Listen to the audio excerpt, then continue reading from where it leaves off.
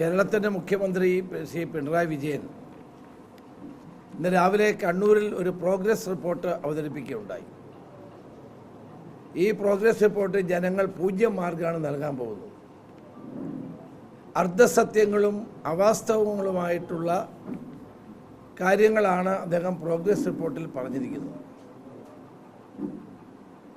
വാസ്തവത്തിൽ കഴിഞ്ഞ 10 വർഷത്തിനിടയിൽ കേരളത്തിൽ ഒരു വികസനവും ഉണ്ടായിട്ടില്ല എന്നുള്ളതാണ് സത്യം. പ്രോഗ്രസ് ഉണ്ടായിട്ടുള്ളത് മുഖ്യമന്ത്രിക്കും മുഖ്യമന്ത്രിയുടെ കുടുംബത്തിനും പാർട്ടി നേതാക്കൾക്കുമാണ്.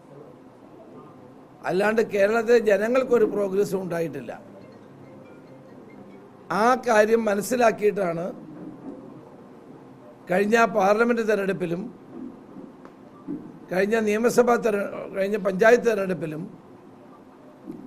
എല്ലാ ഉപതെരഞ്ഞെടുപ്പുകളും ജനങ്ങൾ വോട്ട് ചെയ്തത്. അപ്പോൾ ഇത് ജനങ്ങളുടെ കണ്ണിൽ പൊടിയിടാനുള്ള ഒരു തന്ത്രം മാത്രമാണ് അദ്ദേഹത്തിൻ്റെ ഇപ്പോഴത്തെ ഈ പ്രോഗ്രസ് റിപ്പോർട്ട് എന്ന് പറയുന്ന നാടകം. ഇതൊരു വെറും നാടകമാണ്.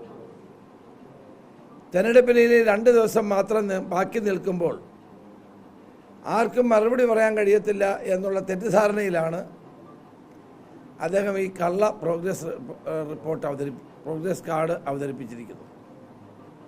അപ്പോൾ ഈ പ്രോഗ്രസ് കാർഡിന് കേരളത്തിലെ ജനങ്ങൾ കടലാസിൻ്റെ വില പോലും നൽകില്ല. ഇതിനകത്ത് അദ്ദേഹം അവകാശപ്പെടുന്ന ഒരു കാര്യവും കേരളത്തിൽ ഉണ്ടായിട്ടില്ല. വാസ്തവത്തിൽ ഈ ലൈഫ് പദ്ധതിയിൽ തന്നെ പകുതി പൂർത്തിയാകാത്ത വീടുകളാണ് കൂടുതലും. അതിൻ്റെ പ്രധാനപ്പെട്ട കാരണം 4 ലക്ഷം രൂപയാണ് ഈ വീടിനുള്ളത്. ഒരു സാധാരണ പാവപ്പെട്ട കുടുംബത്തിൽപ്പെട്ട ആൾ 4 ലക്ഷം രൂപയ്ക്ക് ഒരു വീടും ഇപ്പം കേരളത്തിൽ വെക്കാൻ കഴിയില്ല. അതുപോലെ തന്നെ ഇതിൽ പറയുന്ന പല കാര്യങ്ങളും ഇപ്പം ചൂരൽമലയിലെ സംഭവം പറഞ്ഞു. ഈ വീട്ടിൽ എന്നവർക്ക് പാർക്കാൻ കഴിയുമെന്ന് പോലും പറയുന്നില്ല. അതിന് വിഷു കഴിയട്ടെന്നാണ് പറയുന്നത്. അപ്പോൾ പൂർത്തിയാക്കപ്പെട്ട 178 വീടുകളെപ്പറ്റി പറയുന്നത് വിഷു കഴിഞ്ഞിട്ട് ഞങ്ങൾ അവിടെ താമസിപ്പിക്കുമെന്നാണ് പറയുന്നത്. അപ്പോൾ ഇതിൽ പറഞ്ഞ ഓരോ കാര്യങ്ങളും പരിശോധിച്ചാൽ ജനങ്ങളെ കബളിപ്പിക്കാൻ വേണ്ടിയിട്ടുള്ള ഒരു തെരഞ്ഞെടുപ്പ് സ്റ്റണ്ട് മാത്രമാണിത്. അതുകൊണ്ട് തന്നെ ജനങ്ങൾ വിശ്വസിക്കില്ല. വാസ്തവത്തിൽ ഈ പ്രോഗ്രസ് കാർഡിനകത്ത് ശബരിമലയിലെ സ്വർണം കൊള്ളയടിച്ചവരെ പറ്റി ഒരു വാക്ക് ഇതിനകത്ത് പറയുന്നില്ല, മാനിഫെസ്റ്റോയിലും പറയുന്നില്ല. ജനങ്ങൾ പ്രതീക്ഷിച്ചിരുന്ന അതാണ്. ശബരിമല എന്ന ലോകത്തിലെ ഏറ്റവും വലിയ തീർത്ഥാടന കേന്ദ്രത്തിൽ നടന്ന വൻ കൊള്ള, സ്വർണ്ണക്കൊള്ള, ആ കൊള്ളയ്ക്ക് നേതൃത്വം കൊടുത്ത ആളുകളെ മുഴുവൻ സംരക്ഷിച്ചുകൊണ്ടാണ് ഗവൺമെൻറ് മുന്നോട്ട് പോകുന്നത്.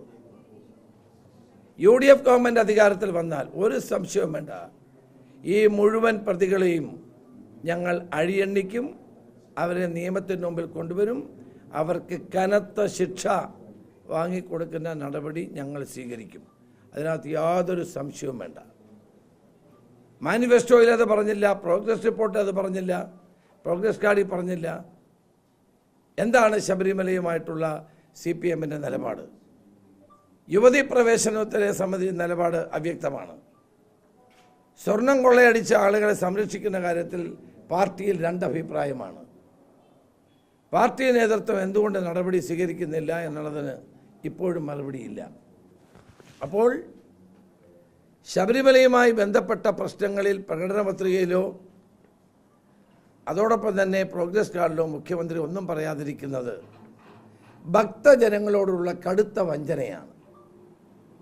ശബരിമല ഭക്തന്മാരോടുള്ള കടുത്ത വഞ്ചനയാണ് മുഖ്യമന്ത്രി കാണിച്ചിരിക്കുന്നത്. അതേപോലെയാണ് ഞാൻ ആദ്യമായിട്ടാണ് കാണുന്നത്. നിരവധി 1978 മുതൽ നിരവധി തെരഞ്ഞെടുപ്പുകൾ ഞങ്ങൾ കണ്ടിട്ടുണ്ട്. 82 മുതൽ ഞാൻ പല തെരഞ്ഞെടുപ്പുകളിൽ മത്സരിച്ചിട്ടുണ്ട്. ഒരു മുന്നണി ആ മുന്നണിയുടെ പ്രകടന പത്രിക തിരുത്തുന്നത് ഞാൻ ആദ്യമായിട്ടാണ് കാണുന്നത്. പ്രകടന പത്രിക തിരുത്തുകയാണ്. അതും ഇടുക്കി, പത്തനംതിട്ട, കോട്ടയം, വയനാട്, കണ്ണൂർ തുടങ്ങിയിട്ടുള്ള മലയോര മേഖലകളിലെ കർഷകർക്ക് ഇരുട്ടടിയാണ് മാനിഫെസ്റ്റോയിൽ ഇടതുപക്ഷം നൽകിയത്. വനത്തിൻ്റെ ബഫർ സോൺ തീരുമാനിച്ച് ശക്തമായ നടപടികൾ കൈക്കൊള്ളുമെന്നുള്ള 3 പാരഗ്രാഫ് ഇപ്പോൾ മുഖ്യമന്ത്രി തിരുത്തുകയാണ്. ഇത് കർഷകരോടുള്ള വലിയ ദ്രോഹമല്ലേ? തമിഴ്നാട് ഗവൺമെൻറ് എന്താ ചെയ്തിരിക്കുന്നത്? 0 ബഫർ സോണാണ്. എന്ന് വെച്ചാൽ വനാതിർത്തിയാണ് അവരെ എടുത്തിരിക്കുന്നത്. ഇവിടെ പറഞ്ഞ മാനിഫെസ്റ്റോയിൽ CPM പറഞ്ഞത് എന്താണ്? അവർ പറയുന്നത് ഞങ്ങൾ വനാതിർത്തിയിൽ ഒരു ബഫർ സോൺ ഉണ്ടാക്കും,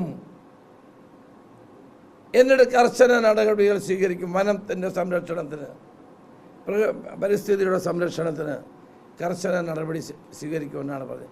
അതാണ് മുഖ്യമന്ത്രിയാണ് ഈ മാനിഫെസ്റ്റോ റിലീസ് ചെയ്തത്. അപ്പോൾ അതൊന്നും ഒരു തവണ പോലും വായിച്ച് നോക്കാൻ കേരളത്തിൻ്റെ മുഖ്യമന്ത്രി തയ്യാറായില്ല എന്നുള്ളതിന് ഇതിനൊക്കെ വലിയ ഉദാഹരണമുണ്ടോ? സാധാരണ മുഖ്യമന്ത്രി ആരെങ്കിലും എഴുതി കൊടുക്കുന്ന പ്രസംഗം വായിക്കുന്ന ആളാണ് കേരളത്തിൻ്റെ മുഖ്യമന്ത്രി. സ്വന്തമായിട്ട് എന്തെങ്കിലും പറയാൻ വന്നാൽ കോന്നി പറഞ്ഞുകൊണ്ടിരിക്കും. PR ടീം ഇല്ലാത്തത് കൊണ്ട് വീട്ടിൽ പോയി പറഞ്ഞാൽ മതി എന്ന് പറയേണ്ടി വരും. ആരെങ്കിലും എഴുതി കൊടുക്കുന്ന പ്രസംഗം മാത്രം വായിക്കുന്ന മുഖ്യമന്ത്രി ഇത് ഒരു തവണയെങ്കിലും ആ മാനിഫെസ്റ്റോ റിലീസ് ചെയ്തതൊന്ന് വായിക്കാമായിരുന്നു.